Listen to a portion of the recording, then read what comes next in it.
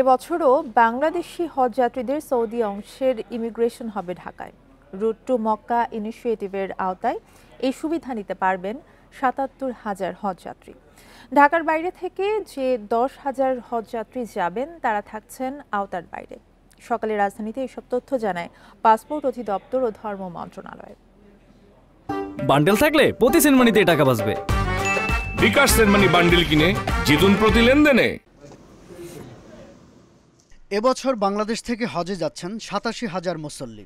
তাদের হজযাত্রা নির্বিঘ্ন করতে রাজধানীর একটি হোটেলে সৌদি পাসপোর্ট কর্তৃপক্ষের প্রতিনিধি দলের সঙ্গে বৈঠকে বসে পাসপোর্ট অধিদপ্তর ও ধর্ম মন্ত্রণালয়।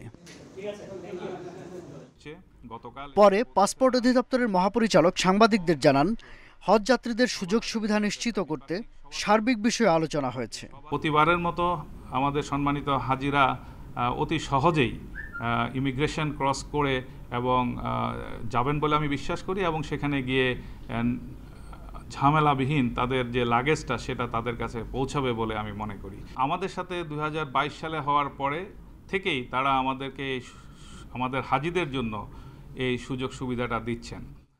এরই মধ্যে হজযাত্রীদের শতভাগ বাড়ি ভাড়া নিশ্চিত হয়েছে, জানান ধর্ম মন্ত্রণালয়ের অতিরিক্ত সচিব। বাংলাদেশ সংস্থা ইমিগ্রেশন, বোর্ডিং এবং চেক ইন আমাদের হজ ক্যাম্প থেকে হবে, এবং সৌদি আরবের প্রি অ্যারাইভালটা শাহজালাল ইন্টারন্যাশনাল এয়ারপোর্ট থেকে হবে। বাড়ি ভাড়া আমরা আজকে সকালে ফাইনাল নিউজ পেয়েছি যে আমাদের 100% হজযাত্রীর বাড়ি ভাড়া সম্পন্ন হয়েছে। বাংলাদেশ থেকে হজের ফ্লাইট শুরু হচ্ছে ২৯ এপ্রিল। ফ্যাসিলিটেট করা যাতে করে তাদের শাহাদাত স্বপন, ইন্ডিপেন্ডেন্ট নিউজ, ঢাকা।